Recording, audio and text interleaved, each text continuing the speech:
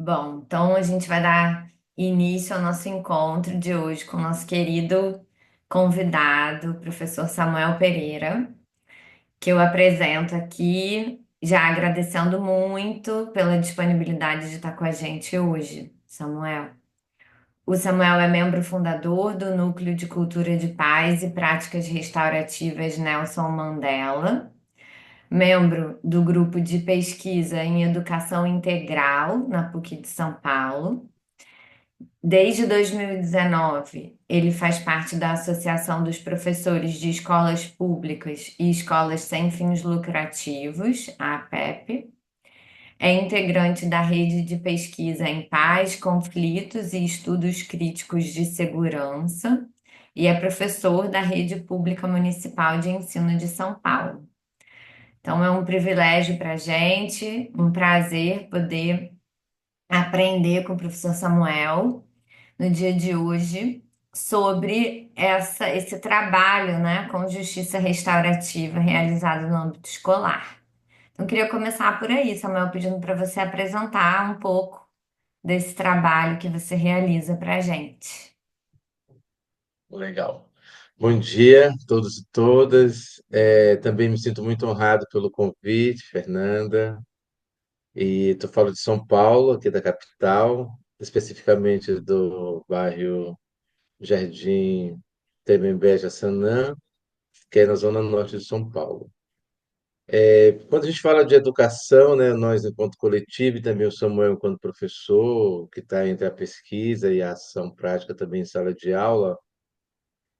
A gente tem um coletivo, que é o Núcleo Nosso Mandela. Então, uma das nossas ações é a formação de professores, que é sempre um desafio, formar professores nessa metodologia. A gente se encontra a partir de um GT, um grupo de trabalho, em um espaço, em parceria com a universidade, e vem trabalhando com formação mesmo para que sejam facilitadores e facilitadores. Isso é uma das ações do grupo, né? E tem informações também de curso de extensão. Uma vez por ano a gente oferta um curso de extensão em um programa chamado USP Escola, que é essa APEP, que é a Associação de Professores, apoia, organiza essa formação junto com a Universidade de São Paulo. E a partir daí vem formando um grupo que tem se interessado em conhecer essas metodologias. Paralelo a isso, a gente tem os processos circulares nas escolas, né?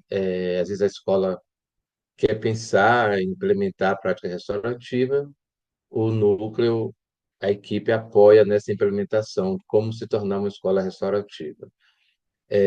Então, a gente vem aí experimentando esse fazer a partir dos círculos, também implementando as assembleias, que são ações importantes também, e espaços de escuta. Nós trabalhamos bastante com a ideia da estratégia da escuta para além dessa ideia da clínica, né, do lugar do psicanalista, do psicólogo, como o professor pode se apropriar dessa escuta enquanto uma ferramenta pedagógica, e temos uma ação que é a escuta como estratégia de fortalecimento e energia vital, que é geralmente construir esse espaço para acolher e escutar esses estudantes. Foi um trabalho desenvolvido também pós-pandemia com a EJA, né, que é uma das ações que vem sendo feita desde então, e um pouco o núcleo também apoia outros espaços não ligados à educação formal, como espaços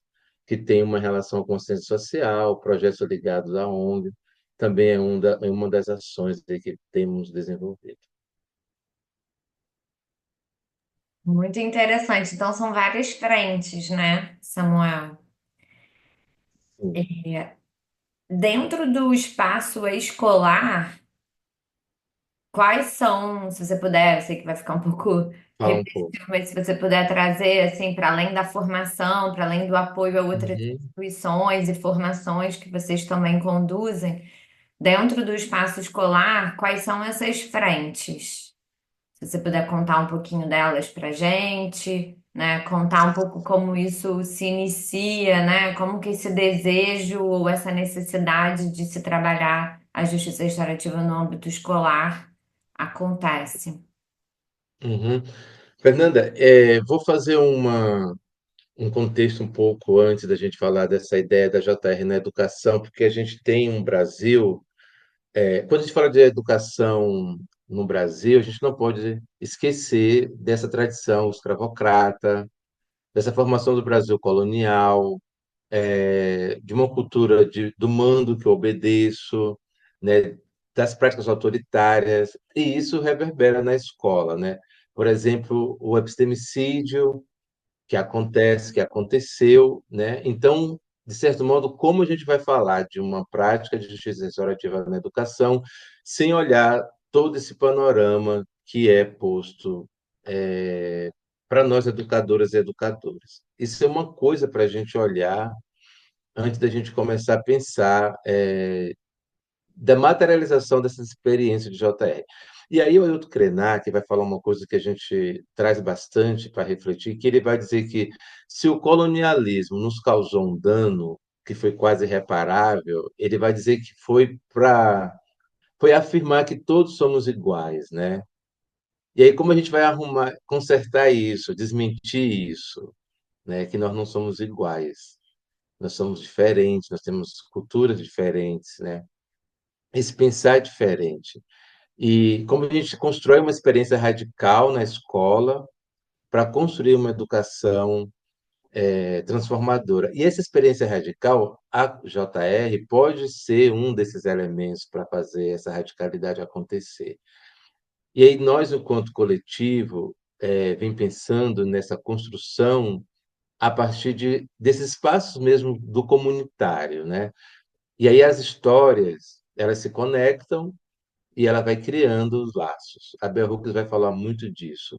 Então, e aí pensar no círculo novamente como a materialização desse fazer. Esses círculos, aí a gente pode trazer a experiência do Paulo Freire, o Círculo de Cultura, como um dos momentos para materializar essa JR que a gente quer fazer, que a gente quer implementar. E aí essa prática restaurativa, que a gente vai conversar um pouco sobre pensar essa comunidade, esse espaço comunitário, como isso vai se fortalecendo, né? Esse comum e essa unidade juntos, compartilhando seus saberes, as suas ideias, a partir dessa cultura escolar, né? Porque aí, eu vou trazer também uma outra autora para a gente ir tecendo, a Sombofu Somé, naquele texto dela, O Espírito da Intimidade, ela vai dizer que para criar essa comunidade, que de fato funcione, a gente vai ter que observar a responsabilidade, a generosidade e a confiança. Então, para construir projetos restaurativos na escola, nós vamos pensar na responsabilidade, na generosidade e na confiança, porque é algo muito novo ainda no Brasil, né? A gente vai beber das experiências do judiciário, traz para a educação, e como a gente vai implementar isso de fato, com suas possibilidades, com seus desafios, e aí como a gente vai construir essa escola com a responsabilidade coletiva de olhar e falar como nós vamos tratar e cuidar dos nossos conflitos. Então, nós, enquanto coletivo, chegamos a partir desse lugar de pensar essa comunidade, esse território, o saber local, a cultura escolar e como a gente vai somando a novos saberes que estão produzidos nesse círculo, né? Então, a gente vai, na realidade, usar a metodologia dos processos circulares, aí eu quero deixar esse parêntese, né? Que também como a gente vai decolonizar esses métodos que a gente se apropria de uma cultura americana, por exemplo, ou australiana, canadense, mas a gente tem Paulo Freire que já nos apresentou os processos circulares de uma outra perspectiva. Então a gente vai também se inspirar em Freire para pensar esse ser, né, de uma antropologia de que busca ser mais e ser mais o quê? Ser mais gente, né? Que se dá esse ser mais gente se dá no encontro do círculo, né? Entre pessoas, que a palavra circula e aí vai se apropriando desse fazer de maneira plena, né? É um pouco por aí que nós vamos tentar materializar essa JR na educação. Eu não sei se faz sentido, se é isso que é por esse caminho que a gente quer conversar, mas fico aí também sendo provocado por você com as perguntas, né? Não, faz todo sentido e é muito interessante, né, a gente pensar esse processo de descolonização ou de, não sei, talvez um reaprendizado, né, pensando que essas práticas foram aprendidas com povos originários, né, foram reformuladas numa língua da institucionalidade, né, e da academia, embranquecidas, né, e ocidentalizadas e que chegam para a gente assim, né? E aí o que que ficou, o que que se perdeu e o que que é nosso nisso tudo, né? Então é muito inspirador te ouvir contar desse Sim, processo de construção de vocês a partir do que é nosso. Aí o que eu sim. Sim, porque é importante, Fernanda, também ressaltar que às vezes a gente tem essa ideia do pesquisador, né? O coletivo vai à escola com seu saber. Vamos apresentar um saber aqui elaborado por nós e que está tudo bem para vocês. Não, a gente quer olhar esse saber que é produzido nessa escola, esse corpo docente, ele tem um fazer, né? E muitas das vezes ah, não querem olhar para isso. Traz esse saber pronto, elaborado e apresenta na escola, né? Então, e às vezes isso não de fato, às vezes não faz sentido para aquela comunidade escolar. E aí, quando a gente fala dessa JR na educação e que faz um sentido também a gente discutir esse âmbito do comunitário, é porque ele só vai fazer sentido para nós, enquanto coletivo, se ele for construído com esse corpo, né? Com essa comunidade, com esse território, olhando as particularidades, né? E aí a gente vai compreender que esse processo educativo ele vai fazer sentido para aquele grupo que ele foi construído de maneira coletiva. Mesmo o núcleo trazendo uma expertise, um saber que vem aí sendo experienciado em outros espaços, mas a gente quer construir nessa coletividade, né? Com esse coletivo. Porque é isso que aí tem a ver muito com Freire, né? Dessa maneira dialógica de fazer. E aí, pegando esse gancho, então a gente pode entender que é possível pensar essa justiça restaurativa escolar como uma abordagem de justiça comunitária, né? E aí, assim, que elementos, que práticas, né? Uma você já nos expôs, que é esse diálogo a partir da experiência, do conhecimento, né, daquele coletivo em que vocês chegam como núcleo para realizar um trabalho. E que outros elementos você poderia compartilhar com a gente sobre essas práticas, essas experiências, né, que dão esse sentido comunitário à justiça restaurativa escolar? Ou talvez trazer um exemplo que você ache importante ou né, interessante para compartilhar. Sim. Fernanda, é importante a gente destacar que a escola ela tem alguns desafios para fazer a JR, né? Já vou tentando trazer um pouco disso para a nossa conversa, né? A gente pode retomar depois. Mas, por exemplo, uma família que tem um estudante na escola e que aquela família vem de força de trabalho 12 horas, por exemplo.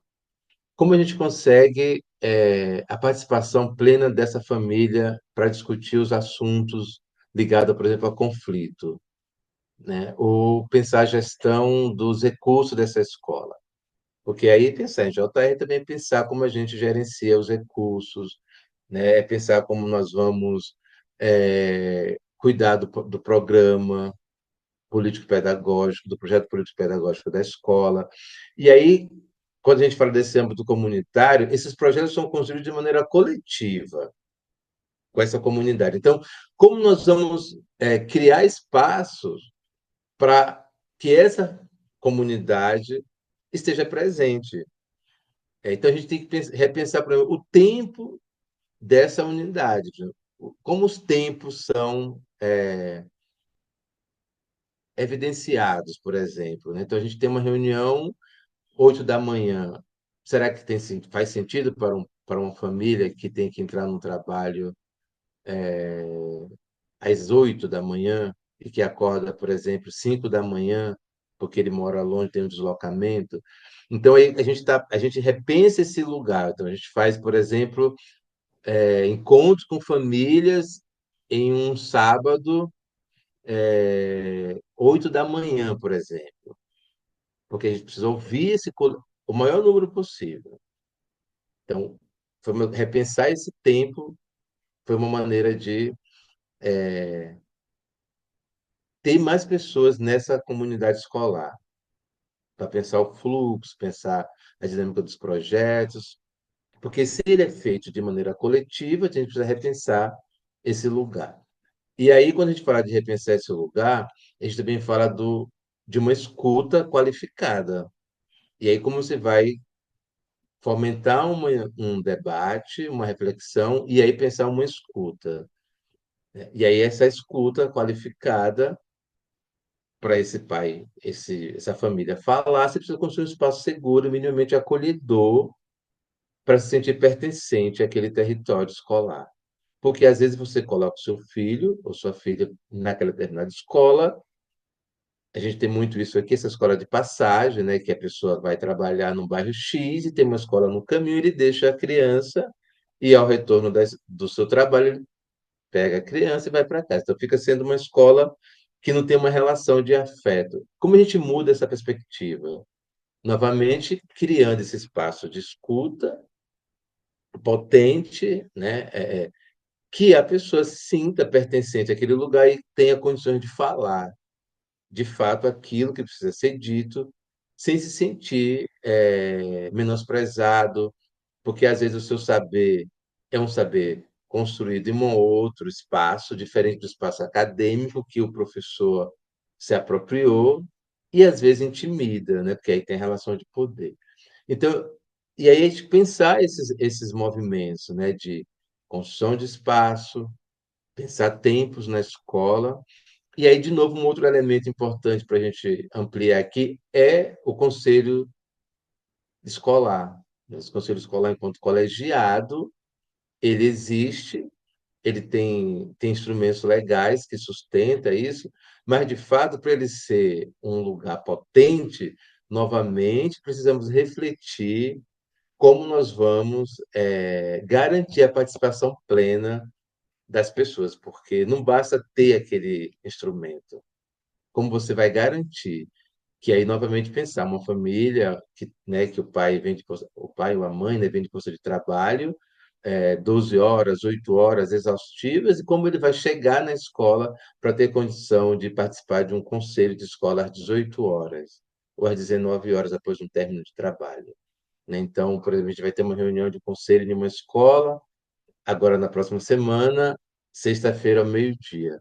E aí a gente ficou conversando bastante sobre isso. Como será a participação? Quem chega? Né? Porque não basta dizer que nós temos uma escola democrática, uma escola restaurativa.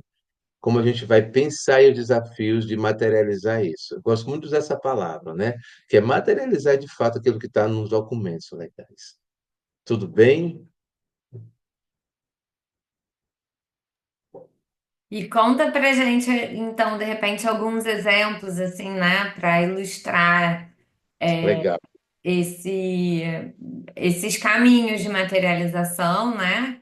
E, enfim, ou exemplos que tenham marcado sua trajetória como facilitador e estudioso, né? Pesquisador e formador na justiça restaurativa. Fernanda, a gente tem uma experiência interessante que antes dessa lei da questão do uso do celular, nós fizemos um círculo com 28 famílias e 28 estudantes. Então, os 28 estudantes com as suas respectivas famílias, para pensar, construir a regra de convivência em um nono ano do ensino fundamental 2. Então, a gente tem aí um grupo saindo do Fundamental 2 já ingressando no ensino médio e que se depara com diversas questões de convivência. E o celular era um dos, né? Isso foi 2 anos atrás que eu acompanhei essa unidade. E aí, em um determinado momento, um pai fala que deveria proibir o uso do celular. E aí eu estava facilitando o círculo junto com outra colega.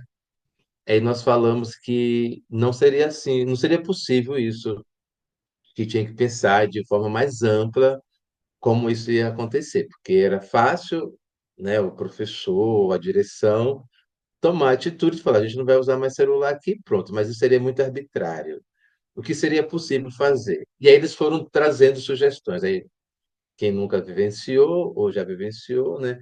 A gente usa o bastão de fala para balizar a conversa, que é um objeto que vai passar de mão em mãos e assim equalizar um pouco esse diálogo. E aí esse bastão começa a circular e eles vão trazendo sugestões até chegar em um consenso que seria se alguém descumprisse o combinado do uso do celular indevido, né, na hora das aulas, o professor estava explicando a disciplina e você interrompesse usando o celular. Então, o professor poderia pegar o celular, teria um envelope para lacrar, e aí a família seria informada e retiraria esse celular num momento oportuno. E aí isso chegou mesmo no consenso, tiramos isso nos combinados finais, que foi um dos combinados, né? E ele começou a experienciar isso, testar isso na prática. Isso foi diminuindo, diminuindo, diminuindo. E quando chegou agora a lei, a escola já tinha uma experiência disso, né? Então, que aí é legal pensar que as práticas restaurativas, ela não serve apenas para tratar do dano quando já aconteceu, né? Como pode ser também uma abordagem para cuidar da prevenção, né, dos conflitos ou dos danos maiores. Então, essa escola começou a experienciar algo que ainda não estava na lei propriamente dita, mas que foi possível a partir de um círculo que aí durou 3 horas, também pensar e aí de novo olhar para o tempo, né, esses tempos que a escola construiu, né, de uma aula de 45 minutos, aulas fragmentadas, né? Então, quando a gente reconfigura esse tempo para construir um projeto que tenha condições de olhar para as relações, né, interpessoais, um programa, que é um currículo, e a partir daí, em determinado momento, parar 3 horas com um grupo específico para cuidar dessa sala, dos conflitos, e aí pensar como vamos viver. E aí tem uma outra experiência também que eu acompanhei, que foi muito interessante, de uma unidade de uma escola que tinha sala ambiente e um estudante desenhou uma suástica em uma mesa. A professora prontamente viu e olhou para isso e chamou a atenção e quis cuidar de uma outra maneira. E aí eu também acompanhei esse caso e aí tinha proposto duas opções: ou faria um boletim de ocorrência por dano ao patrimônio, né, junto à família. Isso é possível, porque ele poderia ser enquadrado como depredação de patrimônio ou um processo restaurativo. E aí ouvimos a família, ouvimos o estudante, alguns professores, e aí na finalização da resolução, uma das opções, uma não, né? As opções foram a leitura de um capítulo do livro da Juliana Borges, Encarceramento em Massa, assistir o filme A Vida é Bela, para refletir sobre as questões da Segunda Guerra, do massacre aos judeus, e se a família permitisse, junto, assistiria a lista de Schindler, por causa da censura, porque era um adolescente do nono ano também. E aí ele faria um relatório, e aí, junto com outro grupo, iria acontecer um seminário para discutir a questão ligada à intolerância, os desdobramentos do genocídio. Então, foi uma das alternativas pensadas para cuidar desse caso. Então, temos outros, né? Mas acho que esses dois ilustram um pouco, na prática, o que a gente está conversando aqui. Super interessante, Samuel. Fico pensando, te ouvindo, né, nesse trabalho complexo de construção das possibilidades, né? Porque na comunidade escolar, como você já nos trouxe, né, existe, obviamente, o corpo administrativo, os pais e as alunas e alunos, né? E você pode comentar um pouco pra gente, assim, como é para vocês, quais são os desafios, quais são as estratégias dessa construção, né, comunitária nesse sentido, né, de trabalhar com essas pessoas que estão em diferentes posições e que são diversas em vários sentidos também. Fernanda, a gente, não sei se eu falei um pouco, né, dessa ideia que a gente tem uma ideia na escola, na educação, dessa lógica do mando, né, de uma escola que tem alguém mandando, dando a ordem, o que fazer, né, essa coisa do chefe, a chefia imediata. Quem é sua chefia imediata, né? Então, isso impera muito na sociedade escolar. Quem é o supervisor? Quem é o diretor? Quem é o assistente? Né? Então, o professor, o aluno, aí no pátio, o São Paulo chama de ATE, assistente técnico, né? Como se fosse um antigo bedel. Sempre tem alguém ali olhando, fiscalizando, para alguém responder. Isso é uma coisa para a gente olhar, né? Em uma cultura restaurativa, como a gente compartilha o poder, compartilha o poder, por exemplo. E aí, na hora de olhar para esse conflito, aí, ou também na hora de pensar um plano de prevenção, de cuidado, com essa escola que cuida, na lógica do cuidado, esse estudante é nosso. Então, se ele é nosso, ele não é do quinto ano A ou do quinto ano B. E aí, isso é uma coisa para a gente pensar, né? Então, ele é nosso, então a gente vai cuidar. Mesmo tendo alguém quanto chefia, porque aí é essa coisa do serviço público, né, da chefia imediata, vai trabalhar um pouco nessa perspectiva de compartilhar compartilhar esse poder novamente, né? Que aí esse estudante vai olhar para o outro estudante, mesmo ele sendo do nono ano, conversando com o estudante do quinto, ele não vai oprimir o menor. É essa experiência na prática, né? A gente, de escolas que a gente acompanha, que eu tenho acompanhado, de construir o espaço de convivência, os intervalos e colocar, por exemplo, o nono ano com um segundo ano. Isso é real. Eu estou vivenciando isso em uma escola que ele está acompanhando. Então, ele colocou o intervalo do quinto ano junto com o primeiro ano, que é que chega recente na escola, né? Porque aí, de novo, vai apresentando para ele que essa relação de convívio não pode ser uma relação a partir de uma hierarquia, de um poder, do maior suprimir o menor, né? E aí, e lidar com esse desafio enquanto fazer isso na prática tem a ver quando alguém olha para a gente e fala: vocês não fizeram nada com esse caso? Ou então estamos esperando a gestão tomar uma posição nesse caso. Que aí, de novo, ó, nós vamos olhar enquanto gestão, mas nós vamos também olhar enquanto comunidade, enquanto coletivo. Porque isso aqui é um dano, né, e desdobra no coletivo. Porque quando um estudante, por exemplo, faz algo danoso em uma escola, os colegas vão sentir, a família vai sentir, os professores, né, a comunidade desse estudante, então todo mundo vai sentir aquilo. Então, é sempre pensar de como a gente vai compartilhar essas responsabilidades, mesmo tendo alguém enquanto gestão, sempre colocar nesse coletivo aqui, que nós vamos cuidar disso. Então, as experiências têm sempre passa muito por esse lugar, né? De também a gente fala muito isso, né? Essa humildade de saber que você não sabe, pode parecer redundante, mas é isso, a gente não tem uma receita pronta.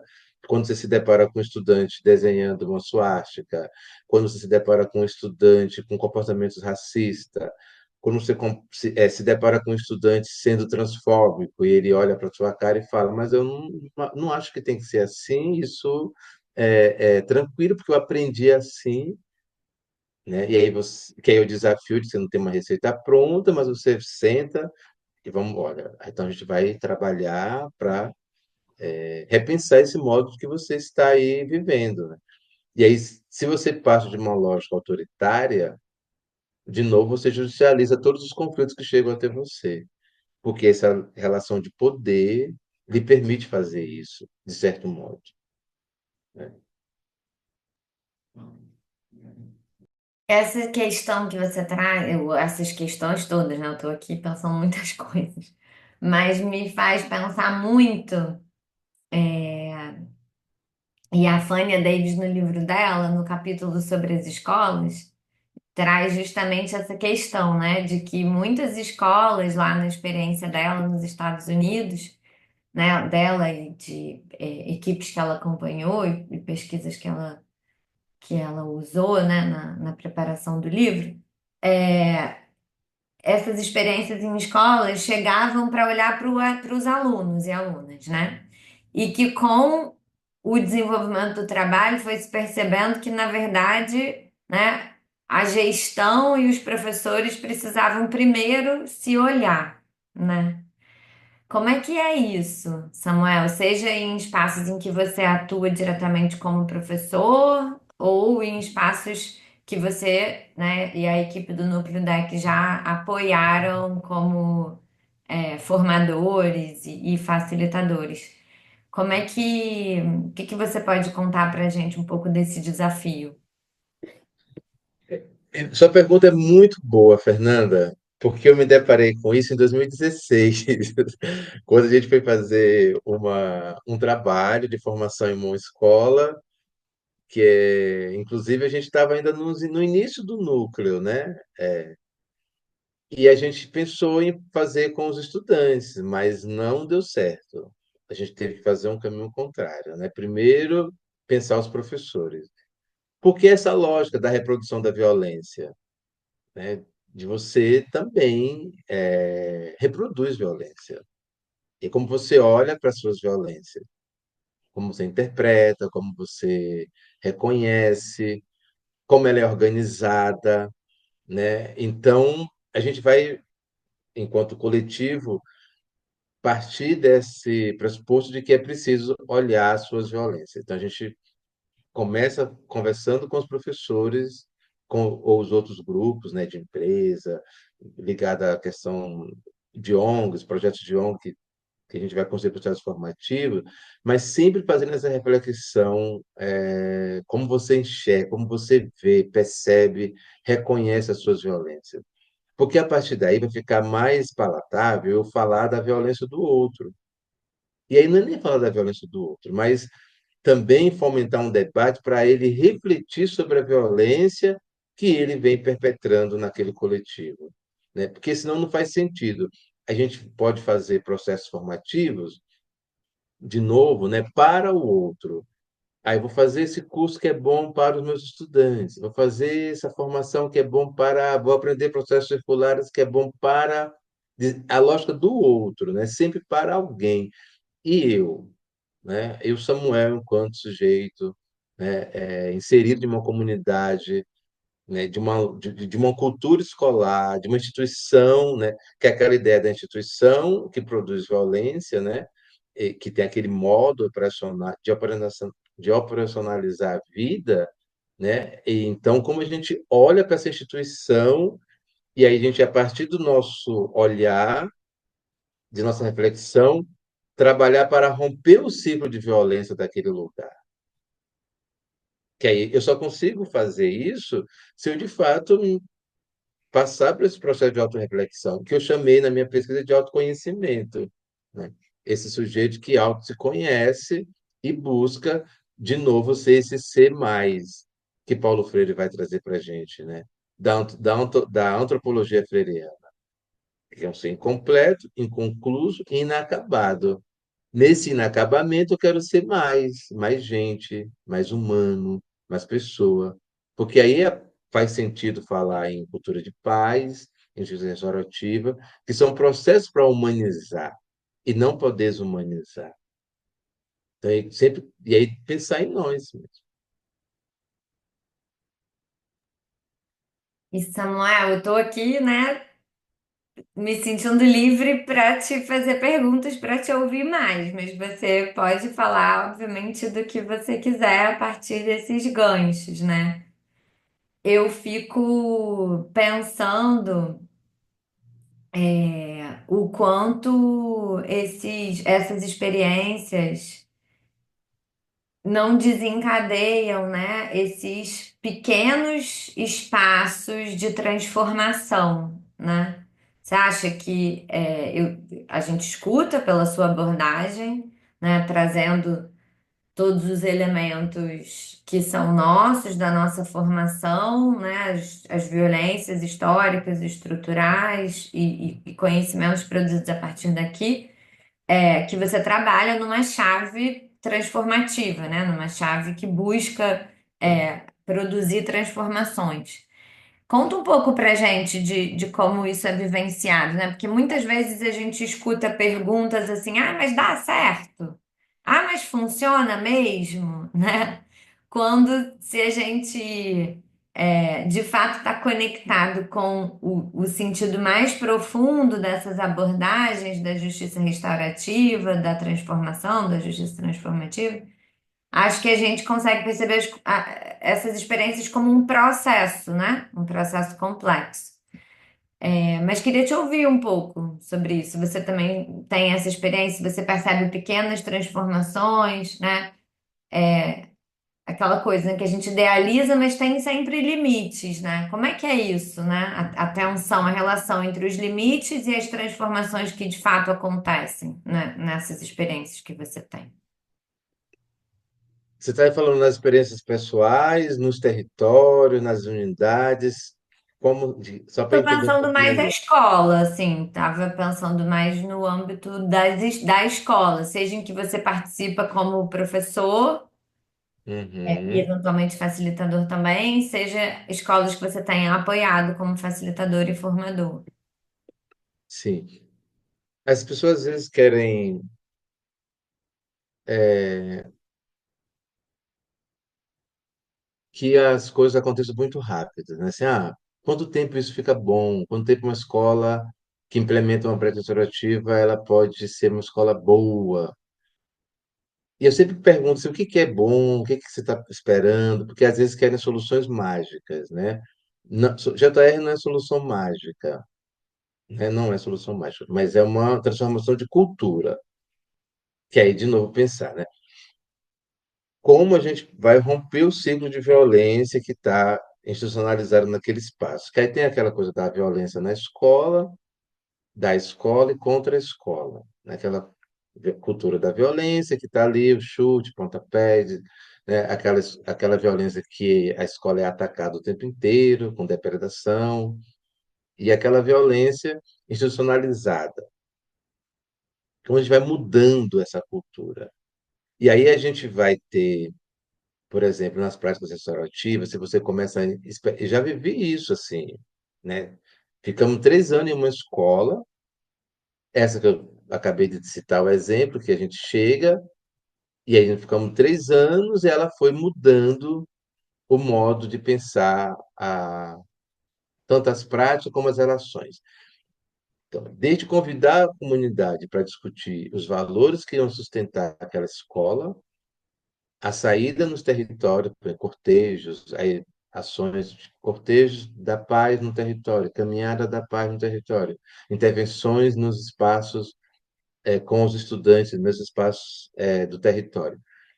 E aí você vai mudando de maneira lenta mesmo, mas você tem uma mudança solidificada, que pode sair o Samuel, pode sair a diretora, pode sair. As pessoas vão entender que aquele modo de fazer a vida ali se pauta a partir de determinados valores, que não é obediência cega, por exemplo, né? Obedecer sem saber por que você está obedecendo, né? E aí, Fernanda, faz sentido para a gente experimentar isso de fato quando você tem a possibilidade de mudar uma cultura escolar de uma lógica punitivista para uma lógica restaurativa, que não é ficar no lugar da omissão, né, e da passividade ou da negligência, mas enquanto aí também enquanto servidor, você olhar para os documentos legais, para as normas, e para além da norma, você agir. Não agir porque tem uma norma ali que está dizendo que tem que agir, mas com consciência que você vai ter uma ação para mudar a realidade daquele sujeito e a realidade daquele território. E aí, eu acho que para mim, Samuel, enquanto também pai, né, meu filho estudou em uma escola pública de São Paulo, que também tem todos os desafios, né, agora no ensino médio, quando a gente olha para os desafios de fazer isso, de fato, e aí também pensando nos limites, né? A resistência à mudança é um dos limites. Por quê? Porque as pessoas querem a mudança muito rápida, né? E aí isso às vezes não vai ser rápido. Então a gente tem uma coisa, uma mudança gradual, lenta, que você vai fortalecendo a base, mudando a mentalidade das pessoas, que é aquela ideia que a Bell Hooks vai falar, né? Transformar a mentalidade para assim transformar as instituições, a cultura, né? E implementar essa justiça justa. E por que resistência à mudança? Porque é mais fácil você agir de maneira punitivista e expulsar o estudante para uma outra escola. Ele fica na outra escola, a gente não cuidou dele. Se a gente não cuida, que aí essa escola que não cuida, ela vai só transferindo, né? Vai transferindo o problema. E a gente acostuma nesse modelo tradicional disciplinar, que você vai transferindo o problema, você não tem uma lógica do cuidado. Então, aí, como a gente olha também para um outro desafio nosso, que é capacitar professores para se apropriar dessa metodologia.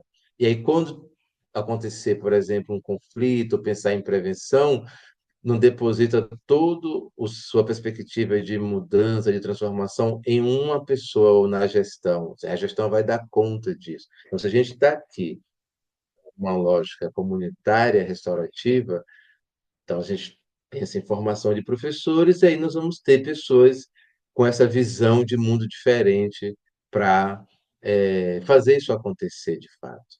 Então, acho que aí eu vou trazendo também tanto a questão da resistência à mudança, como a falta de capacitação, como um dos desafios que a gente tem aí para fazer isso acontecer. E aí também, Fernanda, lembrando da complexidade dos conflitos, né? Eu não sei se isso aparece em alguma coisa, né? É, conflitos de diversas ordens na escola, que vão aparecer de diversas ordens, né? E aí, como a gente vai fazer uma intervenção, de fato, sem judicializar, mas às vezes como às vezes é preciso dialogar com a justiça formal também, que aí, né, acho que como o nosso tempo é muito pouco, a gente vai tentando fazer alguns recortes, mas eu já me deparei com isso, né, de que alguém pede a justiça formal para estar junto em algum momento de um processo de conflito que desdobra em violência e causa um dano. E a gente vai olhar para isso a partir desses dois lugares, né? Tendo a justiça formal ali e também o comunitário da JR escolar, cuidando das relações, cuidando das pessoas, apoiando as famílias. E nós vivemos também isso em uma unidade que durou assim um tempo, quase um semestre, mas ao mesmo tempo olhando para o que tinha sido formalizado, mas também olhando para o que estava ali na comunidade escolar para cuidar das relações e cuidar das pessoas e apoiar os professores. Eu acho que eu fiz uma mistura aí de várias coisas.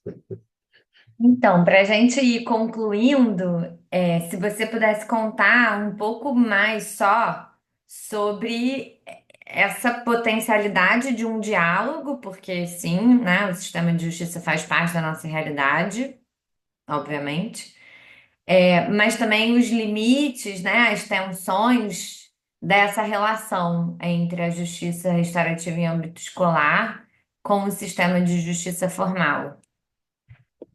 Sim. Tem uma escola que a gente está acompanhando, Fernanda, que nós fizemos um convite ao. Aqui em São Paulo a gente chama de MSE, né?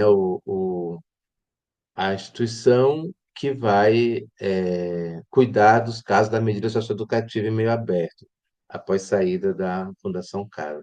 Então, um dos momentos foi convidar essa equipe para ir na unidade, conversar com os professores, qual era o fluxo de um ato infracional, qual era o fluxo após um ato infracional, o que aconteceria com a pessoa. E aí depois conversar com os estudantes para dialogar com eles o que era esse ato infracional e que ele já responderia a partir dos 12 anos, né, 13 já responderia. E como a escola poderia trabalhar de maneira restaurativa para não judicializar os casos, mas também se acontecesse, como a gente olhar para isso. Isso é um desafio, mas também é importante para fazer conhecer que existe isso de maneira legal e que a gente não está fugindo de que em algum momento precisar usar esse mecanismo. Mas também quem chega nesse espaço da mediação educativa, do ato infracional, tem cor e classe social. A maioria são pessoas negras e pobres.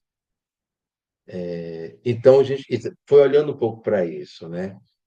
Como poderia fazer um trabalho de prevenção para isso não, para não chegar na criminalização ou no ato infracional?